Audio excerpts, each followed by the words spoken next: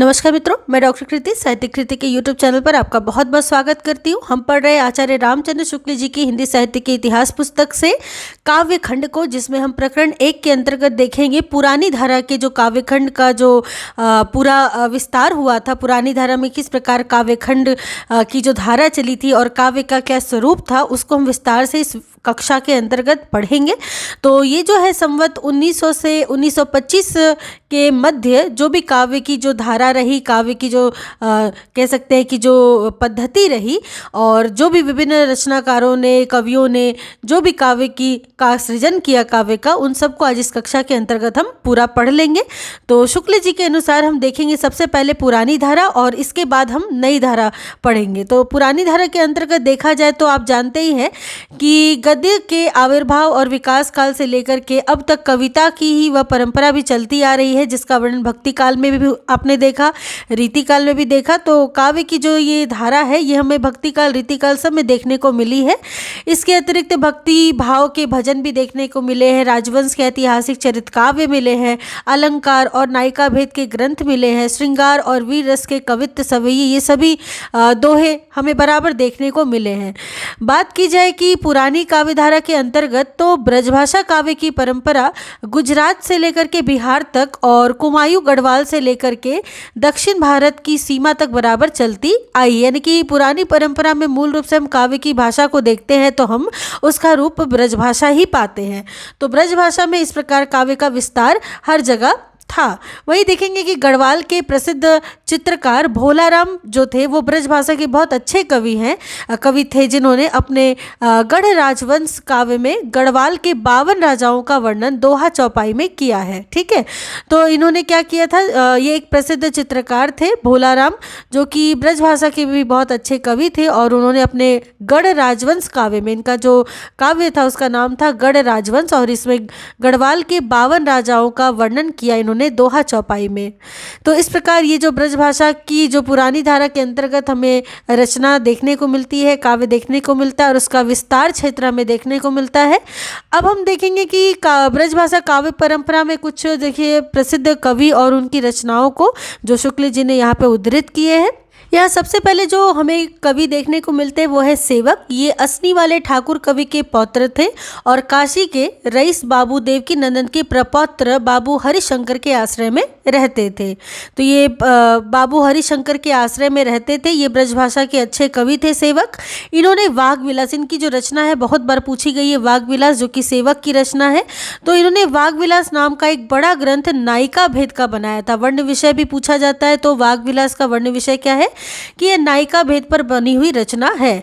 इसके अतिरिक्त बरवा छंद में एक छोटा सा नक्शिक भी इनका मिलता है। इनके सवैये भी सर्वसाधारण में प्रचलित हो गए थे। कवि सेवक बूढ़े भये तो कहा पे हनोज है मौज मनोज ही की, कुछ बुढ़े रसिक अब तक कहते सुने जाते हैं। इनका जन्म संवत 1872 में और मृत्यु संवत 1938 में हुई थी। तो इस दृष्टि से सेवक बड़े महत्वपूर्ण कवि है, और वाग विलास जो कि नायिका भेद की इनकी रचना है, ठीक है, और एक बड़ा ग्रंथ है।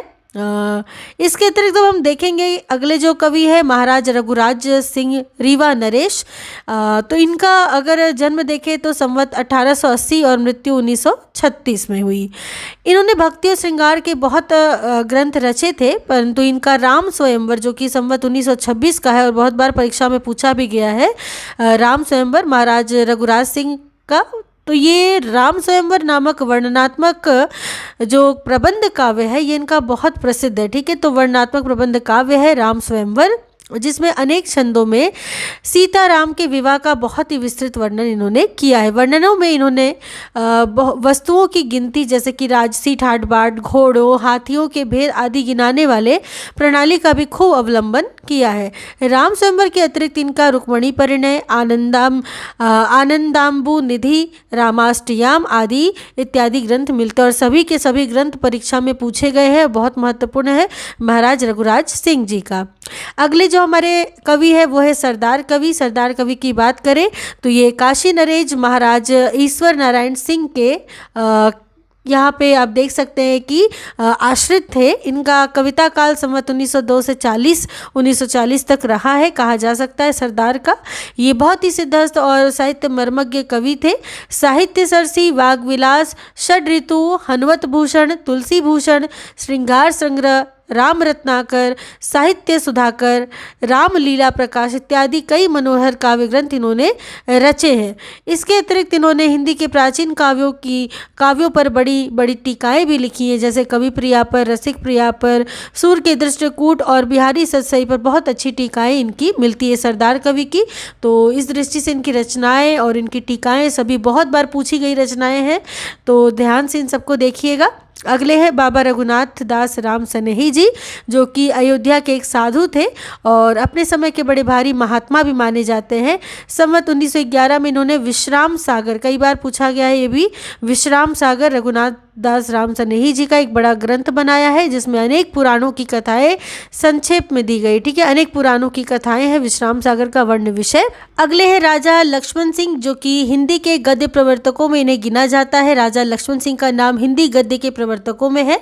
इनका उल्लेख गद्य के विकास के प्रकरण में हम पहले भी कर चुके हैं। इनकी ब्रजभाषा की कविता भी बड़ी ही मधुर और सरस होती है। ब्रजभाषा की सहज मिठास इनकी वाणी से टपकी पड़ती है, यानी कि मूल रूप से राजा लक्ष्मण सिंह जो है ब्रजभाषा के बड़े सिद्धहस्त कवि थे। इनके शकुंतला के पहले अनुवाद में तो पद्य नहीं था, पर पीछे जो संस्करण इन्होंने निकाला उसमें मूल श्लोक के साथ पर पद्य भी इन्होंने रखा था। तो शकुंतला का अनुवाद राजा लक्ष्मण सिंह जी ने किया था और कई बार ये रचना पूछी गई है कि किसने किया था अनुवाद शकुंतला का, तो राजा लक्ष्मण सिंह ने किया था। इसके अतिरिक्त मेघदूत का बड़ा ही ललित और मनोहर अनुवाद भी इन्होंने निकाला था। तो शकुंतला, मेघदूत, इन सब का अनुवाद करने वाले कौन थे? राजा लक्ष्मण सिंह। वहीं अगले जो हमारे कवि हैं वो है लच्छीराम, जिनको ब्रह्म भट्ट के नाम से भी जाना जाता है। तो लच्छीराम के बारे में अगर देखें तो इनका जन्म संवत 1898 में अमोड़ा, जो कि जिला बस्ती में है, वहीं पर हुआ था इनका जन्म। और ये कुछ दिन अयोध्या नरेश महाराज मान सिंह, जो कि प्रसिद्ध कवि द्विजदेव जो थे महाराज मान सिंह के यहाँ ये रहते थे। कौन रहते थे? लच्छीराम। ठीक है, बाद में ये पीछे से शीतला बख्श सिंह से, जो एक अच्छे कवि थे, बहुत सी भूमि इन्होंने पाई थी। ठीक है, वही प्रत्येक सम्मान करने वाले राजा के नाम, सम्मान करने वाले विशेषतः राजा के नाम पर इन्होंने कुछ ना कुछ लिखा था, कुछ ना कुछ रचना की थी। जिन भी राजाओं ने इनका सम्मान किया था सब पर लच्छीराम ने कुछ ना कुछ अवश्य लिखा था, जैसे कि मान सिंहाष्टक, प्रताप रत्नाकर, प्रेम रत्नाकर जो कि राजा बस्ती के नाम पर था, प्रेम रत्नाकर। वही लक्ष्मीश्वर रत्नाकर जो कि दरभंगा नरेश के नाम पर था। वही रावणेश्वर कल्पतरु, सबसे ज़्यादा पूछी जाने वाली ये रचना रावणेश्वर कल्पतरु लच्छीराम जी का, जो कि गिद्धौर नरेश के नाम पर लिखा था इन्होंने। वहीं कमलानंद कल्पतरु जो कि पूर्णिया के राजा के नाम पे था, पर जो हिंदी के अच्छे कवि और लेखक भी थे। तो इन सब के नाम पर इन्होंने रचनाएं की थी। वही समस्या पूर्ति से संबंधित भी ये बहुत कार्य किया करते थे, समस्या पूर्तियाँ भी बहुत जल्दी ये किया करते थे। तो वर्तमान काल में ब्रजभाषा की जो पुरानी परिपाटी पर कविता करने वाले में बहुत प्रसिद्ध माने गए। ठीक है, ब्रजभाषा के क्षेत्र में। वही अगले जो हमारे कवि है वो है गोविंद गिल्ला भाई। गोविंद गिल्ला भाई की बात करें तो गोविंद गिल्ला भाई का कोई समय था जब ये गुजरात में ब्रजभाषा की कविता बहुत प्रचार था, गुजरात में ब्रजभाषा की कविताओं का। उस समय गोविंद गिल्ला भाई हमारे सामने आते हैं। इन्होंने बहुत सी काव्य की पुस्तकें लिखी हैं, जिनमें से अगर देखा जाए तो नीति विनोद, श्रृंगार सरोजनी, षड ऋतु, पावस पयोनिधि, समस्या पूर्ति, प्रदीप, वक्रोक्ति विनोद, श्लेष चंद्रिका, प्रारब्ध पचासा और प्रवीण सागर हमें देखने को मिलती है गोविंद गिल्ला भाई जी का। तो कभी कभी इनकी रचनाएं पूछी जाती हैं, तो ध्यान आपको रखना है। वही आगे के जो हमारे कवि हैं तो हम उनको देखेंगे। तो अगले जो हमारे कवि है हमारे भारतेंदु हरिश्चंद्र जी। भारतेंदु हरिश्चंद्र जी के बारे में, उनके नाम से, उनके कार्य से आप तो बिल्कुल परिचित हैं ही, फिर भी देखेंगे कि शुक्ल जी ने क्या लिखा है कि भारतेंदु जी ने जिस प्रकार हिंदी गद्य की भाषा का परिष्कार किया, तो हिंदी गद्य की भाषा का परिष्कार करने वालों में भारतेंदु हरिश्चंद्र का नाम आता है। और उसी प्रकार काव्य की ब्रजभाषा का भी परिष्कार करने में भारतेंदु हरिश्चंद्र का ही नाम सामने आता है। उन्होंने देखा कि बहुत से शब्द जिन्हें बोलचाल से उठे कई सौ वर्ष वर्ष हो चुके हैं, कवित्व और सवैयों में बराबर अब भी काम में लाए जा रहे हैं, जिसके कारण कविता जनसाधारण की भाषा से दूर पड़ती जाती है। बहुत से शब्द तो प्राकृत और अभ्रंश काल की परंपरा के स्मारक के रूप में ही बने हुए हैं। तो इस प्रकार इन्होंने देखा कि भरमार पड़े हैं पुराने पुराने कवित्व और सवैयों के, जो कि बहुत पहले कई सौ वर्ष पहले उसका प्रयोग किया जाता था। तो इस प्रकार इसी कारण बहुत से लोग ब्रजभाषा की कविता से किनारा भी खींचने लगे थे, क्योंकि समझ ही में नहीं आता था। दूसरा दोष जो बढ़ते बढ़ते बहुत बुरी हद को पहुंच गया था, वो यह था कि यह शब्दों की तोड़ मड़ोड़ और गढ़ंत के शब्दों का प्रयोग था। मतलब शब्दों को तोड़ मड़ोड़ के जो प्रस्तुत करना होता था वह, उन्होंने ऐसे शब्दों को भरसक अपनी कविता से दूर रखा और अपने रसीले सवैये में जहाँ तक हो सका बोलचाल की ब्रजभाषा का व्यवहार किया था। ठीक है, रसीले सवैये में। इसी से उनके जीवन काल में ही उनके सवैये चारों ओर सुनाई देने लगे थे। किनके सवैये? भारतेंदु हरिश्चंद्र जी के। अगला है पंडित अंबिका दत्त व्यास जी। कहते हैं कि भारतेंदु जी ने कवि समाज भी स्थापित किए थे, जिनमें समस्या पूर्तियाँ बराबर हुआ करती थी, और अंबिका दत्त व्यास जी इसी में काम करते थे, इसी में अपनी प्रतिभा का चमत्कार दिखाते थे। ठीक है, ऐसे चमत्कार पहले ऐसे ही कवि समाज की भी समस्या पूर्ति करके दिखाया करते थे, जिनमें अंबिका दत्त व्यास जी का नाम सामने आता है समस्या पूर्ति में। वही भारतेंदु के श्रृंगार रस के कवित्व सवैये बड़े ही सरस मर्म स्पर्शी होते थे, जैसे प्रिय प्यारे तिहारे निहारे बिना दुखिया आँखियाँ नहीं मानती है। कई बार परीक्षाओं में देखी की गई है ये पंक्तियाँ। वही मरेहू पे आंखें ये खुली ही रही जाएंगी आदि उक्तियों का रसिक समाज में बड़ा आदर रहता था, और उनके श्रृंगार रस के कवित्व सवैयों का संग्रह जो था वो प्रेम माधुरी में मिलेगा। किनके? भारतेंदु हरिश्चंद्र जी के। कवित्व सवैयों में से बहुत अधिक भक्ति और श्रृंगार के पद और उन्होंने गाए भी है। उन्होंने जो बनाए हैं जैसे प्रेम फुलवारी, प्रेम मालिका, प्रेम प्रलाप आदि पुस्तकों में संग्रहित है सभी भारतेंदु जी के। ठीक है, अगले जो हमारे कवि हैं, जो लेखक है, वो है प्रताप नारायण मिश्र जी। प्रताप नारायण मिश्र की बात करें तो मिश्र जी समस्या पूर्ति और पुराने ढंग की श्रृंगारी कविता बहुत ही अच्छी करते थे। कानपुर के रसिक समाज में इनका बड़ा मान था और उत्साह से अपनी पूर्तियाँ सुनाया करते थे। जैसे कि पपीहा जब पूछी है पीव कहाँ। ठीक है, तो ये प्रताप नारायण मिश्र जी की पंक्तियां हैं, कई बार परीक्षा में पूछी भी गई है कि पपीहा जब पूछी है पीव कहाँ। तो ये प्रताप नारायण मिश्र जी की पूर्ति ये जो पंक्तियां हैं, और इन पंक्तियों के माध्यम से कैसी अच्छी पूर्ति उन्होंने की है, तो इस प्रकार आप देख सकते हैं। ठीक है, अगले जो हमारे कवि हैं वो है उपाध्याय बद्री नारायण चौधरी या बद्री नारायण चौधरी प्रेमगंज जी। प्रेमगंज जी की बात करें तो पुरानी कविता ये किया करते थे, जैसे कि चर्चा चलिबे की चलाइए ना को लेकर बनाया हुआ इनका अनुप्रासपूर्ण सवैया हम देख सकते हैं। ठीक है, चर्चा चलिबे की चलाइए ना उपाध्याय बद्री नारायण चौधरी प्रेमगंज जी का है। वही चौधरी साहब ने भी सर्वसाधारण में प्रचलित कजली, होली आदि गाने की चीज़ें बहुत सुनाई है, बहुत बनाई भी है। कजली कादम्बनी में उनकी बनाई कजलियों का संग्रह है। ठीक है, किसमें? कजली कादम्बनी में। किसके? उपाध्याय बद्री नारायण चौधरी जी के। ठीक है, कजलियों का संग्रह है। वही अगले हमारे महत्वपूर्ण है बड़े कवि ये है ठाकुर जगमोहन सिंह। और ठाकुर जगमोहन सिंह जो है कह सकते हैं कि ये ठाकुर साहब के सवैये बहुत सरस होते थे, और इन्होंने कवित्व सवैयों में मेघदूत का बहुत सरल अनुवाद किया था। उनकी श्रृंगारी कविताएं श्यामा से ही अधिक संबंध रखती थी। इसके अतिरिक्त रचनाओं में देखें तो प्रेम संपत्ति लता जो कि संवत 1885 की है, श्यामा लता और श्यामा सरोजनी संवत 1886 में संग्रहित है। प्रेम संपत्ति लता एक सवैया यहाँ पे नीचे दिया गया है, जो हम इसको देख सकते हैं, जो कि महत्वपूर्ण भी है और पूछी भी जाती है। जैसे कि अब यो उर आवत है सजनी मिली जाऊं गरे लगी के छतिया। तो ये किसकी है पंक्तियां? तो ठाकुर जगमोहन सिंह की है। तो इस दृष्टि से ठाकुर जगमोहन सिंह जी बड़े महत्वपूर्ण हमारे कवि हैं। अगले जो हमारे कवि है वो है पंडित अंबिका दत्त व्यास और बाबू रामकृष्ण वर्मा बलवीर जी। अंबिका दत्त व्यास जी के बारे में विशेषतर देखें तो ये समस्या पूर्ति के माध्यम से समाज में इनका काफ़ी मान था, काफ़ी समस्या पूर्ति से संबंधित ये काम किया करते थे। कहते कि व्यास जी का बिहारी बिहार, जो कि बिहारी के सब दोहों पर कुंडलियाँ इन्होंने लिखी है बिहारी बिहार में, जो कि व्यास जी का है, और एक बहुत बड़ा यह ग्रंथ है जिसमें उन्होंने बिहारी के दोहों का भाव बड़ी मार्मिकता से पल्लवित किया है।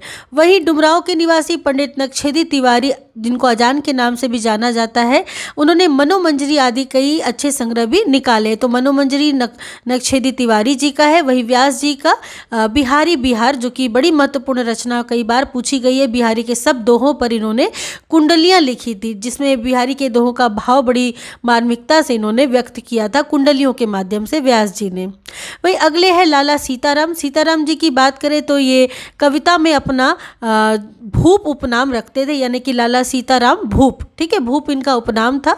रघुवंश का अनुवाद इन्होंने दोहे चौपाई में और मेघदूत का घनाक्षरी में किया था। ये पूछा जाता है कई बार कि किसने रघुवंश का अनुवाद दोहा चौपाई शैली में किया था, तो लाला सीताराम भूप ने किया था। वही मेघदूत का घनाक्षरी शैली में इन्होंने अनुवाद किया था, ठीक है। तो इस प्रकार लाला सीताराम भूप थे।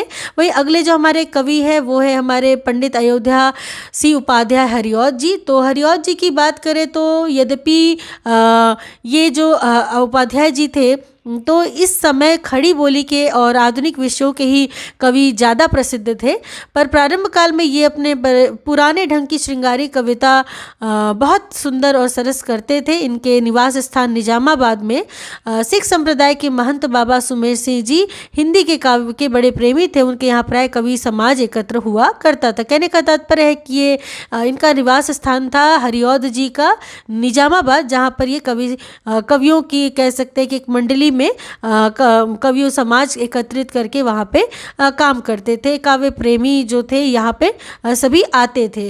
तो इनका जो हरिऔध उपनाम था उसी समय पड़ा था, ठीक है। इनकी पुराने ढंग की जो कविताएं हैं वो रस कलश में हमें देखने को मिलती है। तो रस कलश किसका? हरिऔध जी का है, और कई बार पूछी भी गई ये रचना रस कलश, और इसमें देखा जाए वर्ण विषय तो पुराने ढंग की कविताएं इसमें संग्रहित की गई हैं। वही जो हमारे अगले जो कवि हैं वो है हमारे पंडित श्रीधर पाठक जी। पंडित श्रीधर पाठक की बात करें तो पाठक जी का संबंध सभी लोग वैसे तो देखिए खड़ी बोली के साथ ही मानते हैं, बताया करते हैं, लेकिन शुक्ल जी कहते हैं कि खड़ी बोली की कविताओं की अपेक्षा पाठक जी की ब्रजभाषा की कविताएं अधिक सरस, हृदय ग्राहिणी और उनकी मधुर स्मृति को चिरकाल तक बनाए रखने वाली है। यानी कि खड़ी बोली के साथ साथ ब्रजभाषा पे भी ये रचनाएं किया करते थे।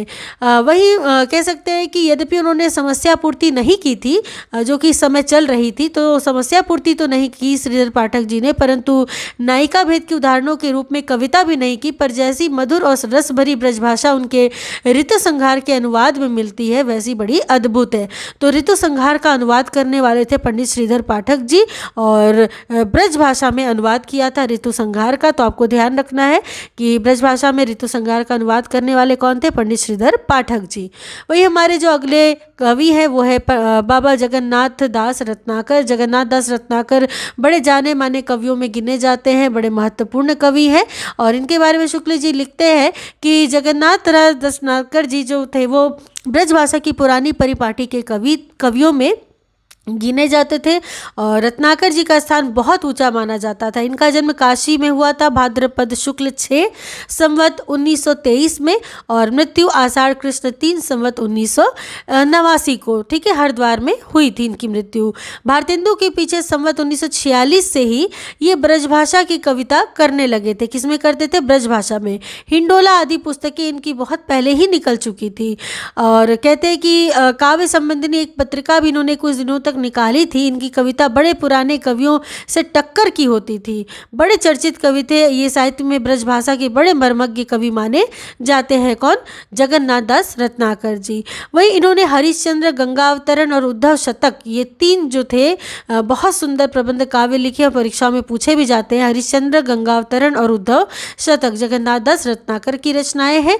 और ये जो तीनों रचनाएं हैं इसके बारे में शुक्ल जी लिखते हैं कि अंग्रेज कवि पोप के समालोचना संबंधी प्रसिद्ध काव्य जो था एसे ऑन क्रिटिसिज्म, ठीक है, एसे ऑन क्रिटिसिज्म जो था वो पोप की रचना थी और समालोचना संबंधी रचना थी, ठीक है। ये काव्य जो था एसे ऑन क्रिटिसिज्म का, तो जगन्नाथ दास रत्नाकर जी ने रोला छंदों में इसका अनुवाद किया, ठीक है, पोप के एसे ऑन क्रिटिसिज्म का। और कई बार आप परीक्षाओं में इसको देख भी सकते हैं कि किसने पोप के एसे ऑन क्रिटिसिज्म का रोला छंदों में अनुवाद किया था, तो जगन्नाथ दास रत्नाकर ने। और कभी कभी ऐसे भी घुमा के पूछता है कि किस छंद में अनुवाद किया था, तो रोला छंद में, ठीक है। कहते हैं कि इनकी रचनाओं का बहुत बड़ा संग्रह रत्नाकर के नाम से नागरिक प्रचारणी सभा द्वारा प्रकाशित हो चुका है। गंगा अवतरण में गंगा के आकाश से उतरने और शिव के उन्हें संभालने के लिए सन्नद्ध होने की वर्णन इसमें प्रस्तुत किया गया है। वही उद्धव शतक की मार्मिकता तो हम देख ही सकते हैं, जो कि जगन्नाथ दास रत्नाकर जी ने प्रस्तुत की है। अगले कवि है राय देवी प्रसाद पूर्ण जी, जो कि कानपुर के पूर्ण जी की कविता भी ब्रजभाषा की पुराने कवियों में काफ़ी महत्वपूर्ण रही है। ठीक है, कानपुर के थे ये। और कहते हैं कि रसिक वाटिका नाम की एक पत्रिका भी इन्होंने चलाई थी। कौन सी पत्रिका? रसिक वाटिका, जिसमें समस्या पूर्तियाँ और पुराने ढंग की कविताएँ भी छपा करती थी। खेद है कि 47 वर्ष की अवस्था में ही संवत 1977 में इनका देहांत हो गया।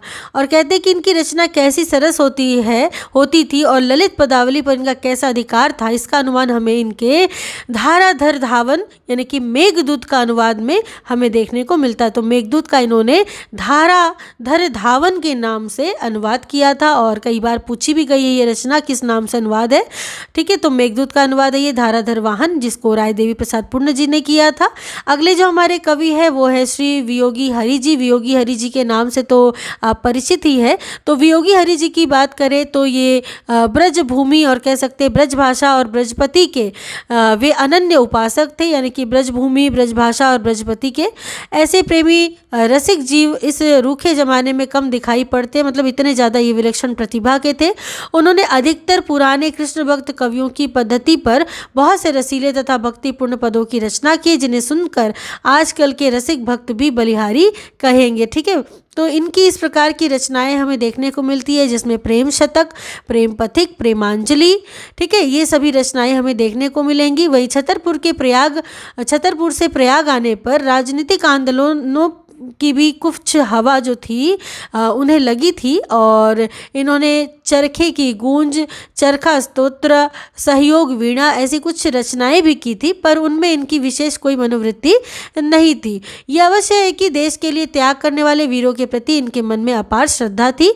तो वियोगी हरि जी ने वीर सत्सई, जो कि बहुत महत्वपूर्ण इनकी रचना कई बार पूछी भी गई है, वीर सत्सई वियोगी हरि जी की नामक एक बड़ा काव्य दोहे में लिखा था। ठीक है, किसमें लिखा था? दोहे में लिखा था, जिसमें भारत के प्रसिद्ध वीरों की प्रशस्तियां हैं। ठीक है, वीर सत्सई में क्या है? भारत के प्रसिद्ध वीरों की प्रशस्तियां हैं, जो कि दोहे में लिखी गई है। और इसी ग्रंथ पर इन्हें प्रयाग के हिंदी साहित्य सम्मेलन से 1200 रुपये का पुरस्कार प्राप्त हुआ था। हमारे अगले कवि श्री दुलारे लाल भार्गव जी। कहते हैं कि दुलारे लाल भार्गव जो थे वो आधुनिक काव्य क्षेत्र में दुलारे लाल जी ने ब्रजभाषा काव्य चमत्कारिक पद्धति का एक प्रकार से पुनरुत्थान ही किया था। ठीक है, विशेषकर इनकी रचनाएं तो बहुत नहीं मिलती, केवल हम देख सकते हैं कि इनकी दुलारे दोहावली पर टीकमगढ़ राज्य की ओर से 2000 रुपये का देव पुरस्कार इनको मिल चुका था। लेकिन विशेषतर अगर देखा जाए इनका काव्य क्षेत्र, तो आधुनिक काव्य क्षेत्र में दुलारे लाल जी ने ब्रजभाषा काव्य चमत्कार पद्धति का एक प्रकार से पुनरुद्धार ही किया था।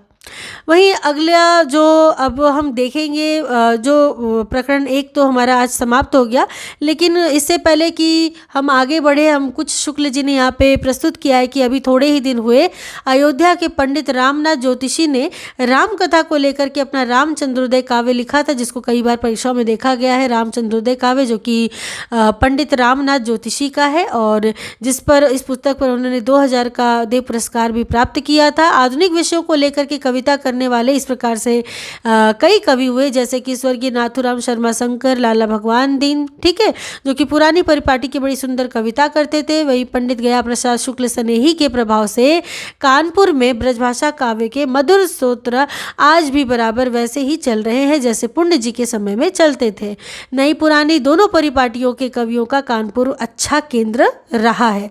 ठीक है, तो इस प्रकार ब्रजभाषा काव्य परंपरा किस प्रकार जीती जागती चल रही है, यह हमारे वर्तमान कवि सम्मेलनों में देखी जा सकती है। तो इस प्रकार शुक्ल जी ने संपूर्ण जो काव्य शैली थी, जो काव्य परंपरा थी हमारे हिंदी साहित्य में, तो वो हमें पुरानी जो परंपरा थी वो हमें पुरानी धारा को इसमें प्रस्तुत करके दिखा दिया है। अब अगली जो हमारी कक्षा होगी वो प्रकरण 2 के अंतर्गत होगी, जिसमें हम काव्यखंड को ही पढ़ेंगे, लेकिन अब हम पढ़ेंगे संवत 1925 से 1950 के काव्यखंड को, जिसको हम नई धारा प्रथम उत्थान में देखेंगे। तो इसी प्रकार के वीडियोस पाने के लिए चैनल के साथ बने रहिएगा। सब्सक्राइब नहीं किया हो तो सब्सक्राइब करके जाइएगा, ताकि अगली वीडियो आपको आसानी से मिल सके। तो चलिए मिलती हूँ अगली कक्षा में, तब तक के लिए आप सबका बहुत बहुत धन्यवाद।